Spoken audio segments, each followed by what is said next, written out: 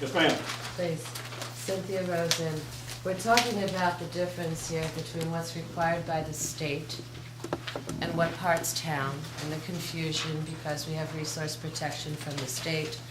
We have a resource protection area that's in our town ordinance that we have leeway over, that's not a part of the state. Well, one of the biggest questions I've been asking is, the main one, and I went to the senator, I went to Senator Trahan, he passed it to Senator Richardson, who, they're all talking about this, to Hamper and Henry Joy, and, you know, and went to the law offices over in Augusta, and what's come back is a loose understanding, and I'll be getting more information because the freedom of access piece is getting sent into the DEP. This is the bottom line of this part, is that when the DEP was asked specifically, the letter was sent from the senator to his researcher into the state planning office, who referred it to that. You have this in your packets too. And in over to the DEP, Richard Baker from the DEP responded in email that over 50% of the towns, the municipalities, haven't complied yet. And those that remain recalcitrant by July 2010, that they'll need to, after that, the DEP will need to adopt the guidelines for those towns by drafting a suitable zoning map and going to rulemaking to adopt the state-imposed ordinances. If they have to go to rulemaking to adopt state-imposed ordinances, then these ordinances that are inside of this packet are not mandated as of yet. You read it backwards. Essentially, again, this is off the subject. But Well, it's really not. I'll try to address that. If by July of this year, we do not adopt, when we get over to the talks about, there is a whole article that deals with shoreline zoning standards. If we do not adopt the shoreline zoning standards, and we could do those standalone, the DEP will implement those and make the rules for the town of Washington. By doing it this way, we do it ourselves. David Williams, and I think that's when we ought to go with the shoreline zoning and not worry about the rest of it. Essentially, That's what I think. essentially, we're not doing If it. that's what they're making us do, then that's what we should do, And that, rather than have all of this. this is, that's David's opinion. I concur. Me too. Okay, we are not accepting questions right now. Hold your questions, please, and Don will continue. And then we will get to questions, and then we will hear comments for the proposed land use ordinance and comments against it. And you will have 3 minutes each to state your comments. Okay? So please continue, Don. Okay, the home occupations, I just briefly touched on those. Home occupation are those where you and your family and up to two prohibited uses and mineral processing. In the Farm and Forest District, we have many small gravel pit operations.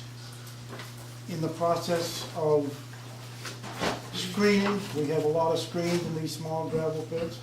In the process of screening, we have a byproduct they call tailings. In order to use these tailings, they have to be crushed, and that would be considered mineral processing. I suggest that mineral processing, the process being called crushing, should be allowed for a certain amount of time so these pits could be cleaned up at certain periods of the year and make the material more saleable and profitable for the small gravel pit owners. I suggest maybe a 10-day period or a 15-day period through the year. And John Stewart, I'm not going to tell you can't grow a garden, but I would like to know clearly, under the definition of home farming, on page 134, middle of the page, wait for everybody to turn the page, the keeping of a cattle, pigs, sheep, horses, and other similar farm animals, the keeping of chickens, ducks, geese, and similar fowl, and or the growing of fruits and vegetables in a garden area not to exceed 1 acre for family consumption and not for sale is either wholesale or retail. Please tell me which one of you or which state agency defines how much food I can grow for my family. Not to exceed 1 acre. Who gives you the right to tell me how much food I can grow for my family? John, you know what, I'm gonna ask you to alter your tone here. This is a public hearing. We are receiving comments, questions, recommendations. You do not have to use that tone with us. We are going to take what is said here tonight and consider them as recommendations, and meet again Monday night for a review of the final draft. I think it's very pertinent to the conversation to understand That's- who is making the rules which govern us to dictate the amount of food I can grow. I'm just gonna ask you to alter your tone, because it's very inflammatory. I think this is inflammatory. We also, Okay. I'm Charlotte Henderson, I live on Route 220 North, and I thought that we agreed a few moments ago to hold our comments to the end. And the And I would just reiterate. He asked if I'm anybody had a sorry, but question. Don just said, Excuse me. he held this up, I'm Valerie Simmons, 156 Dorman Road, he held the book up and he said, I defy anybody in this room Yes, to show me in the book, and that's what John did. thank And you, as far as tone goes, thank you, everybody has a tone, it's not just John thank you. that has a tone. Thank you, Valerie. And he didn't say it quite clear dealing with the gallon. The way you have the rule written, if I have a tank under 350 gallons, I need a permit. The way you have it written, okay? But if I put a 500 gallon tank in there, I don't need a permit. You guys wrote it backwards. We got it back. Yeah. We have a public land. Before the shoreline gets worse, why not put in a cement landing or something? The town owns the property over there. Why just have it hand load only? Because other people don't want us on the lake, or should it be to everybody in town to use the lake? I mean, we have that property that belongs to the town of Washington. Before these shorelines get worse, why don't we have a public land? I mean, we have one, why don't we have a thing so we can back a boat in the lake? Does anyone have any questions? Mr. Mark? I'm just asking. Well, Mark, from the Vanna Road, I think I have an answer. Yeah. The gift of that land to the town had a condition Mhm. that it only be handheld. Hand carry boats, not anything bigger. Okay. So I think that was a condition in the deed that the town took. Cynthia Rosen, three things. Number one, in the read first sheet that's inside the cover, there's the bullets, and 1, 2, 3, 4, 5, 6, 7, 8th bullet down, it says that this proposed ordinance incorporates without change the most recent DEP guidelines and standards for the shoreland areas. So that's one.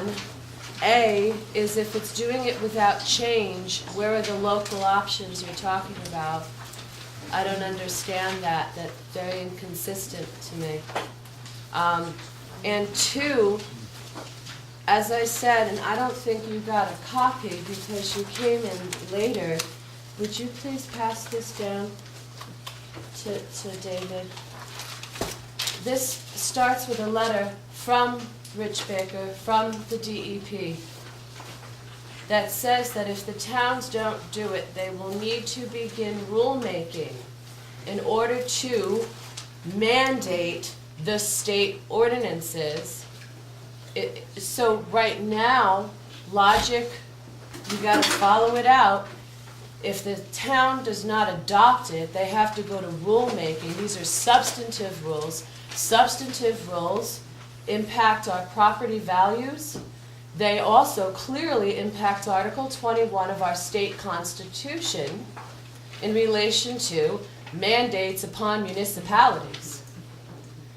And there's a whole nother, the third staple packet, you guys have this, which has you go through, there's a bunch of different steps for the rulemaking procedures.